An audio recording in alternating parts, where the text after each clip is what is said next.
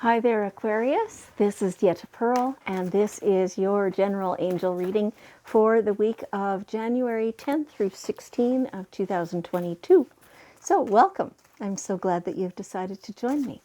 And so we're going to see, now they're a little slow right now, that having the cards come out. Oh, and just as I say that, two of them popped right out. Okay, so we're going to see what your angels want for you to know for this week for your best interest. Things for you. So their whole job is to guide you, right? And when it's like this, a group reading, you'll find maybe some parts of this don't fully resonate with you. No worries, that's just for somebody else. And it's always like that when it's a group reading. If it's an individual reading, then obviously it's all directed only at you, right? So let's see, one more card to come out. And there it is. Okay. Okay, so, it looks like, just at a whole overview, I'll show you all the cards in a minute. It just looks like you're having some kind of a situation where you and somebody else are having a difference of opinion or something along those lines, that you think differently, that you feel differently, that it doesn't feel good to you. And so, are you wondering how the other person's feeling about it? Are you sitting there going, well, they need to make the first move and stuff like that? Your angels are saying for you to make the first move. Take charge of the situation. Because whatever it is, you made half of it, right? If it's between two people and you're not getting along somehow, you made half of that situation. You are an equal part of that situation. You don't know what the other person is thinking or feeling about it. They may be unbothered. If it's bothering you, then you need to take charge. You need to say, okay, this is what I need from this relationship, or, I need to resolve this, whatever it is. Your angels are backing you the whole way. Right? They're helping you, and deliberately ask them for help to take charge of this situation. That's their whole job. They're there to help you. And so when you ask for help and then sit back and expect the help, then there it is, right? Probably it's a good thing for you to cut cords with this other person to interrupt that negative flow of energy, right? And make it so that only the love is left existing. So for some of you, this could mean a work situation. Some of you, it could be a home situation or some other type of relationship. They're kind of just throwing everything out there because this is for a group, right? And so all the potentials are there. Okay, but it's like you can take charge. Be bold with this. Be ballsy is what they're saying. Be ballsy. And not aggressive. That's what created half the problem to start with. That's what they're saying. I don't know. I don't know what the problem is. So, yeah. Take charge with compassion. It's like, when you sit there and you think, what is your goal? What do you want the resolution to feel like and be like? Do you want to simply state your opinion and walk away and be done with it? Do you want to eliminate conflict and have a smooth relationship with the other person?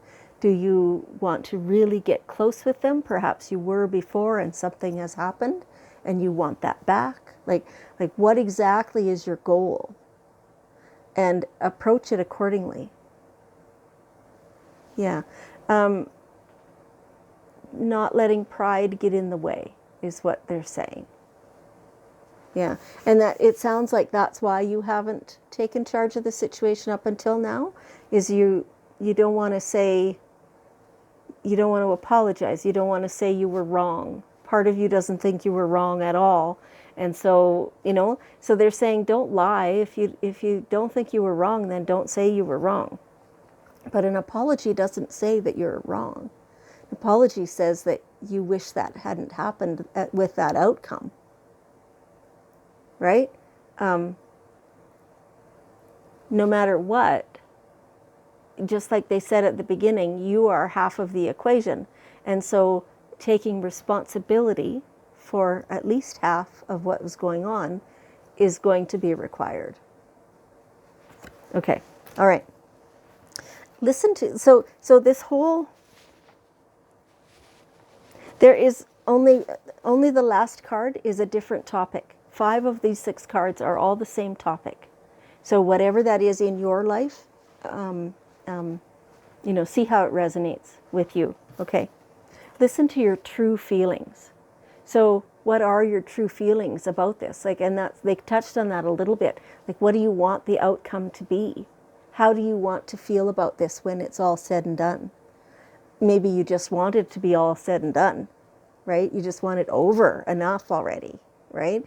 Who knows what this is for you, right? So be really aware of your own self and how you feel about it, how you feel about what's gone before, how you feel about the present part of it, and what you want to happen going forward in this situation.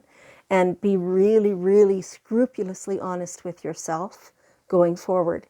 It feels like this has been part of the problem in the past, is that you didn't really get in touch with what you wanted, and you stepped forward or you said something or whatever, and it all came out wrong because you were not being authentic. And that's obvious. It feels like that was glaring to everybody else but you, right? So this time, make sure that you know exactly what you're thinking and feeling about the whole thing, and take your time, during the whole thing. Anything that's triggering you, take a step back. Don't speak, don't act, don't whatever just yet. Just take a breath, take a step back and go, okay, that just triggered me. What's going on? And don't automatically say, oh, that person triggered me. No. The trigger is within you. Okay, all right. It's time to forgive. It's time to forgive. When you take charge of the situation and you say, okay, I am ready for this to be over, then when you mean it, you'll be able to fully forgive not only the other person, but yourself for having created the whole thing, the two of you, for having created the whole thing. And, it's possible that this is a group situation, and so then that extends to everybody in the group, right? It's just time. Stop beating yourself up over all this. Stop feeling bad about the whole thing. Forgive yourself, forgive anybody else who's involved, and move on. Yes, whatever moving on means to you, whether that's resurrecting the relationship or walking away from it, no matter what, forgive first, because you can't fully finish it until you've forgiven. Choose Always choose peace. This is the same thing that they just said.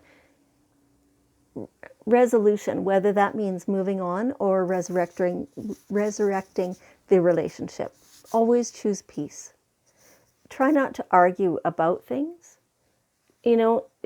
Saying things that, saying things that they're just saying to me, if you say the words, I forgive you, to the other person may feel that there's nothing to be forgiven. But if you feel that there is, say it anyway. Because you can't read their mind. You don't know, right?